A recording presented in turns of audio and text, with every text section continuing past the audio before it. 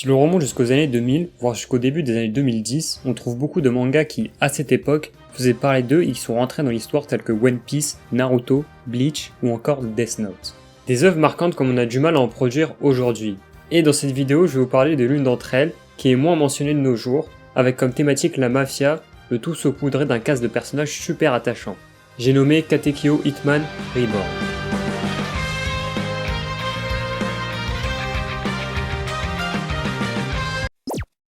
Katekyo Hitman Reborn, intitulé Mon prof le tueur Reborn en français, est un manga écrit et dessiné par Akira Amano. Il a été prépublié dans le Weekly Shonen Jump à partir de 2004 et s'est terminé en 2012, pour un total de 42 tomes. Reborn a également été adapté en animé, diffusé entre 2006 et 2010, sans toutefois adapter les deux derniers arcs du manga. Katekyo Hitman Reborn est un manga qui raconte l'histoire d'un jeune adolescent japonais nommé Tsunayoshi Sawada, surnommé Tsuna. Il vit dans la ville fictive de Namimori. Tsuna n'a rien de particulier, on pourrait même le considérer comme un raté. En cours, il est nul partout, même en sport. Il n'a aucune confiance en lui et abandonne à la moindre difficulté. Dès le départ, on voit bien que ce n'est pas quelqu'un d'inspirant. Mais un jour, son quotidien est bouleversé lorsqu'un bébé du nom de Reborn vient lui annoncer qu'il est issu d'une lignée de mafieux appelée Vongola, et qu'il a été choisi par le 9e parrain de la famille pour lui succéder et devenir le 10e. Tsuna, évidemment, refuse catégoriquement ce statut et ne veut pas entrer dans le monde de la mafia, ce qui est compréhensible. Mais Reborn, malgré des méthodes peu conventionnelles, parvient à convaincre la mère de Tsuna et impose ainsi sa présence dans leur quotidien. Il décide de s'installer chez eux en prétextant à la mère de Tsuna qu'il sera son professeur particulier, chargé de l'aider à améliorer ses notes. Bien évidemment, son vrai objectif est de le préparer à devenir un futur boss de la mafia. Peu après ces événements, on comprend que la love interest de Tsuna est une fille nommée Kyoko Sasagawa. Tsuna l'aperçoit au loin et l'admire constamment, ce que Reborn va très vite remarquer. Pour l'aider à avouer ses sentiments et à faire preuve de courage, il va tout simplement lui tirer une balle dans la tête. En effet, Tsuna ne meurt pas. Cette balle portant le nom de balle de dernière volonté a un effet particulier. Si la personne ayant reçu cette balle a des regrets, elle ne meurt pas et passe en mode dernière volonté. Ce mode plonge l'utilisateur dans un état de rage qui le pousse à accomplir la tâche qu'il n'a pas pu réaliser avant de mourir. Visuellement, Tsuna est alors doté d'une flamme qui apparaît sur son front, et il se débarrasse de tous ses vêtements, sauf ses sous-vêtements, évidemment. C'est un peu étrange, mais c'est comme ça. Il va donc déclarer sa flamme à Kyoko, même si cela le fait passer pour un gros détraqué. C'est à partir de ce moment-là que dans le premier arc, l'intrigue commence réellement à se construire autour de cette balle de dernière volonté.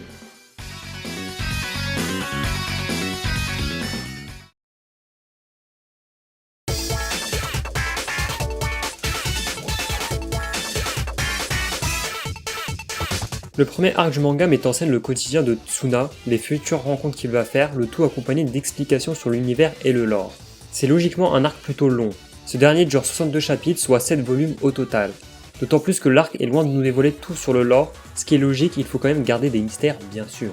Mais pour un arc introduction, il est je trouve légèrement long.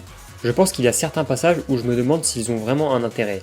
Par exemple, il y a un moment où le sidecast essaye d'apprendre à Tsuna de nager. Ou encore une scène où Tsuna attrape une maladie qui fait apparaître sur sa peau tout ce dont il a honte. En plus de ça, certains éléments du lore ne seront presque plus jamais utilisés par la suite. Quoi qu'il en soit, ce qu'on peut souligner c'est que le ton au début du manga qu'on retrouve dans beaucoup de shonen est très humoristique.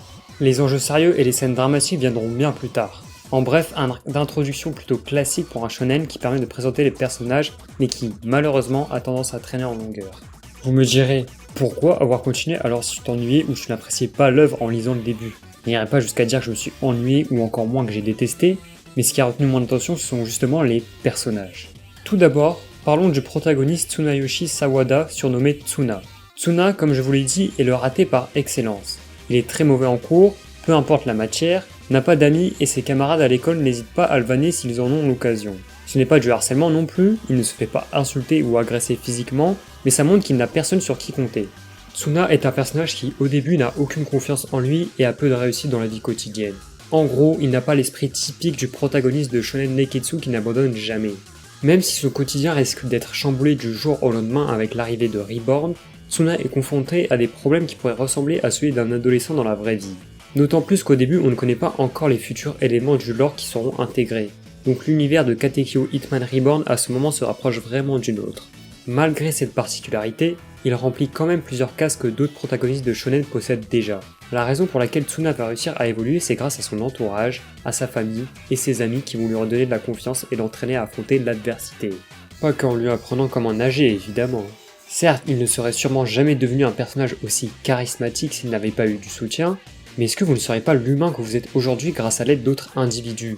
Est-ce mal de savoir bien s'entourer? Vous vous doutez bien que vos fréquentations ont un impact majeur sur votre évolution. Et Tsuna n'est pas le genre de personnage qu'on doit analyser tout seul. Il forme une alchimie avec tout le reste du sidecast. Ses amis sont devenus comme une vraie famille.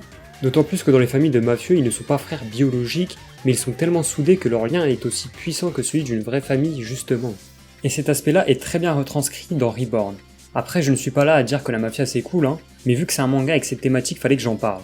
Pour revenir sur son entourage, Reborn, qui est un personnage avec beaucoup de mystère, est celui qui va participer grandement à l'évolution de Tsuna, notamment en le poussant dans des situations auxquelles notre protagoniste n'aurait jamais osé faire face d'habitude. Et tout ça, c'est grâce à la balle de dernière volonté dont je vous ai parlé précédemment. Le premier exemple, c'est quand Reborn utilise cette balle pour qu'il aille déclarer sa flamme à sa love interest Kyoko Sasagawa, un personnage qui sera une source de motivation pour Tsuna durant tout le manga. Dit comme ça, on pourrait penser que Reborn est un shonen simpliste utilisant l'argument du pouvoir de l'amitié pour le moindre problème, mais ce n'est absolument pas le cas. Dans les gros arcs majeurs, pendant des combats, vous allez très souvent voir les gardiens Vongola en solo contre un ennemi sans même chouiner pour avoir l'aide de quelqu'un. Ils auront tous le droit à un moment de gloire. Les personnages majeurs de Reborn ont tous une personnalité différente et restent très attachants. Et vu que je parle beaucoup du sidecast, il est temps de passer à la présentation et analyse des autres personnages de la famille Vongola.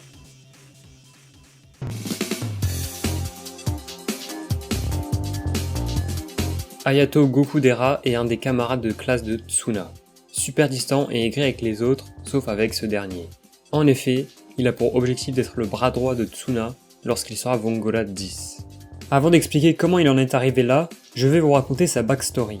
Hayato Gokudera est un ado du même âge de Tsuna, né d'un père italien et d'une mère italienne japonaise. Il a vécu dans une famille très proche du monde de la mafia, et son père était à la tête de plus de 100 hommes. Il a également une grande sœur portant le nom de Bianchi, ou Bianchi, je sais pas comment on prononce. La relation qu'il a avec cette dernière est particulière.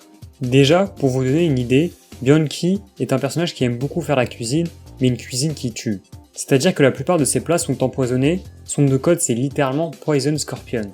Et quand Gokudera était petit, sa sœur n'arrêtait donc pas de lui faire manger des cookies empoisonnés, ce qui fait qu'aujourd'hui rien qu'en la regardant, il s'évanouit. On en apprendra aussi un peu plus sur son passé, mais je ne veux pas vous en dire plus pour éviter de vous spoil. En bref, il a une relation plutôt toxique avec sa sœur, mais une relation toxique qui tourne vers l'humoriste, car en réalité ils veillent l'un sur l'autre sans réellement le montrer. Avec ce passé, Gokudera est très proche du monde de la mafia, ce qui veut dire qu'il n'est pas à côté de la plaque contrairement aux autres personnages lorsque Reborn aborde les thématiques liées au monde de la mafia. Le jour où il apprend que Tsuna allait devenir le 10e parrain dans la famille Vongola, Gokudera était sceptique et a décidé de le défier en duel. Il sort le gros jeu et utilise des dynamites pour se battre, qu'il allume avec sa cigarette. Tsuna, évidemment, ne sait pas quoi faire à ce moment, passe son temps à fuir, et Reborn lui tire une balle de dernière volonté. Et avec sa dernière volonté, Tsuna parvient à éteindre toutes les dynamites. Gokudera est en admiration, et c'est là qu'il va avoir du respect pour Tsuna. Pendant la quasi-totalité de l'œuvre, Gokudera ne souffre pratiquement à personne, sauf à Tsuna depuis ce jour. Il est clairement le personnage le plus fidèle au protagoniste, et c'est celui qui a le plus d'admiration pour ce dernier. Il n'hésite pas à le mettre en valeur à la moindre occasion, et même à le défendre un peu trop. En bref, il est un petit peu trop attaché à lui. Le problème c'est qu'il ne considère pas réellement Tsuna comme un ami au départ, mais il le considère comme un parrain de la mafia, alors que Tsuna ne veut absolument pas être le 10e du nom. Le développement de Gokudera au cours de l'aventure va se résumer en partie à développer cette amitié sous le bon angle, et aussi à améliorer ses relations avec les autres membres de la famille Vongola. C'est notamment le prochain personnage qu'on va analyser qui lui dit d'ouvrir son cœur aux autres, Yamamoto Takeshi.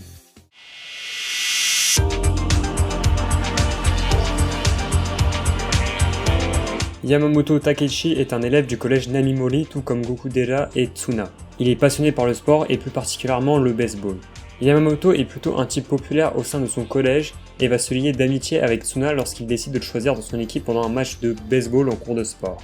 Yamamoto est un personnage qui, contrairement à Gokudera, s'ouvre à tout le monde. Il y a d'ailleurs un passage où Yamamoto lui fait souligner le problème avec son comportement. Au début du manga, lorsqu'il se lie d'amitié avec Tsuna durant le match de baseball, Yamamoto se fait une blessure au bras. À cause de cette dernière, il perd toute motivation et n'a pas l'impression de s'améliorer dans son domaine de prédilection. Et un jour, il décide de monter sur le toit du bâtiment de son collège, qu'on a tous déjà vu dans un manga ou un animé au passage, pour mettre fin à ses jours. Tout le monde monte, dont Tsuna qui n'est malgré tout pas sûr de lui comme à son habitude. Tsuna essaye de convaincre Yamamoto de ne pas sauter et lui explique que lui aussi n'arrive à rien dans la vie et qu'il est également un loser. Il est même pire que lui, ce qu'on remarque déjà depuis le départ. À la suite de ça, Tsuna essaye de s'enfuir après s'être justifié comme s'il avait déjà fait la part de son travail. Yamamoto, qui a apparemment quelque chose à lui dire, s'agrippe à Tsuna pour le retenir. Mais malheureusement, le fait de le tirer vers soi, Yamamoto se déséquilibre lui et Tsuna, et tous les deux finissent alors par tomber. Reborn se ramène pour gérer la situation et tire une balle dans la tête de Tsuna, ce qui, comme vous l'avez compris, le fait passer en mode dernière volonté et lui permet de sauver Yamamoto. Voici donc comment ce dernier s'est lié d'amitié avec le protagoniste. Après ce moment de déprime, durant toute l'œuvre, Yamamoto est le personnage le plus positif et posé de la famille Vongola. Il est en gros le chill guy du groupe. Tellement c'est un chill guy, vous le verrez parfois s'inquiéter pour certains de ses adversaires.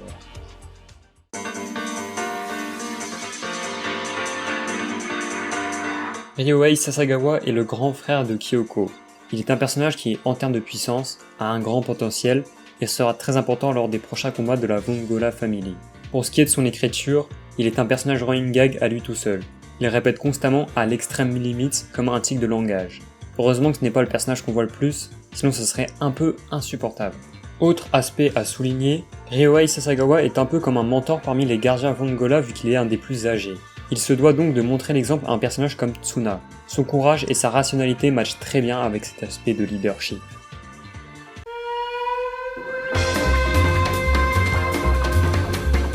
Personnage solitaire qui n'aime pas travailler en équipe, il est le personnage le plus marquant de ce manga. Je pense que si Katekyo Hitman Reborn était sorti aujourd'hui, tout le monde l'aurait en photo de profil tellement il farme l'aura. Hibari Kiyoya est le président du comité de discipline du collège Namimori. Il est violent et ne s'occupe peu de ce qu'il peut arriver aux autres. Il prend même parfois plaisir à se battre contre quelqu'un. Ce qui le passionne par-dessus tout, c'est le collège Namimori, et le moindre individu qui contrompe la tranquillité de celui-ci risque d'avoir affaire à lui. C'est vraiment le personnage qui n'en a rien à faire des codes de conduite et qui agit comme bon lui semble. Il sait malgré tout rester rationnel à certains moments, mais avec cette forte personnalité vous verrez qu'il ne changera pas du début jusqu'à la fin. Hibari est un personnage qui peut toujours vous surprendre à n'importe quel moment de l'histoire. Voilà pour la présentation et l'analyse générale de l'histoire de Katekyo Hitman Reborn. Je dis bien général car comme vous l'aviez compris, je n'ai pas analysé tous les arcs pour éviter les spoils, et encore moins tous les personnages secondaires importants pour des raisons similaires.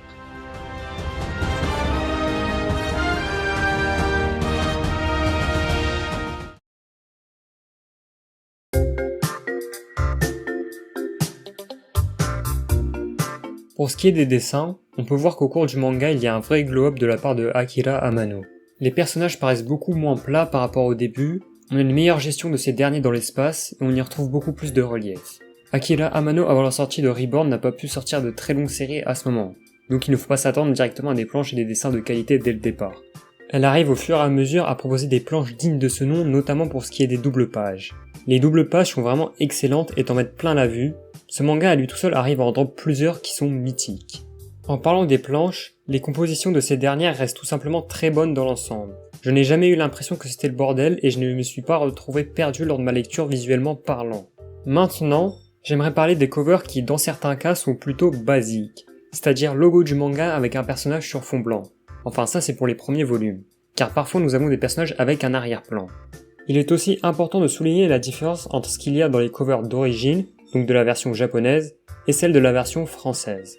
Bon, ce n'est pas grand chose, mais en effet on a le titre qui change de couleur en fonction du personnage ou de l'arc en question. Et avec cet élément qui fait la différence, Akira Amano arrive à nous offrir des explosions de couleurs, tout en se mariant très bien les unes entre elles.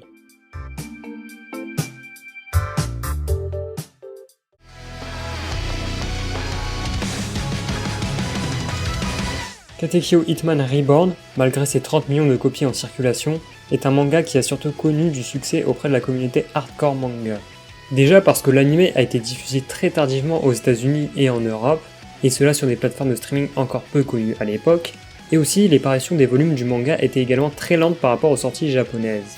Le manga a été publié en intégralité en France, en Espagne, en Italie, en Allemagne, en Chine, mais pas aux États-Unis où seuls les 16 premiers volumes ont été édités. D'ailleurs, Viz Media, qui appartient à la Shueisha, a fini par arrêter l'impression de ces 16 volumes. Avec toute cette histoire, beaucoup de gens ont fini par lire le manga via des scans ou regarder l'anime avec des fansubs. Ah là là, les fansubs avec des traductions complètement pétées. Quelle époque. D'ailleurs, en parlant de l'anime, il n'a jamais été doublé dans d'autres langues. Ce qui, contrairement à ce qu'on pourrait penser, limite fortement le nombre de spectateurs. Par exemple, quand j'étais petit, comme je savais à peine lire correctement, je ne regardais pas de programme en VO. En bref, Katekyo Hitman Reborn est un manga qui a surtout été populaire auprès de la communauté des scantrad et des fansubs en Occident. Autrement dit, si vous étiez à l'affût des grosses sorties en matière de manga et d'anime dans les années 2000 et au début des années 2010, vous en avez forcément entendu parler. Par contre, dans les pays d'Asie de l'Est et du Sud-Est, c'est tout autre. Le manga a largement eu plus de succès là-bas. J'ai même pu voir encore des communautés thaïlandaises ou taïwanaises parler du manga sur les réseaux sociaux. Un cas qui n'est pas rare du tout et qui expliquerait pourquoi le manga s'est aussi bien vendu. Mais, avec la célébration du 20e anniversaire de l'anime, le manga Katekyo Hitman Reborn risque d'avoir encore plus de succès.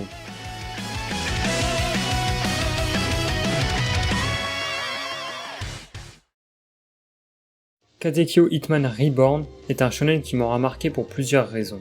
Tout d'abord, pour ce qui est de la trame narrative, le premier arc peut paraître long pour des raisons futiles parfois, je l'avoue. Mais hormis celui-ci, globalement aucun arc est inutile et chacun permet d'introduire des personnages ou de développer le lore comme il faut.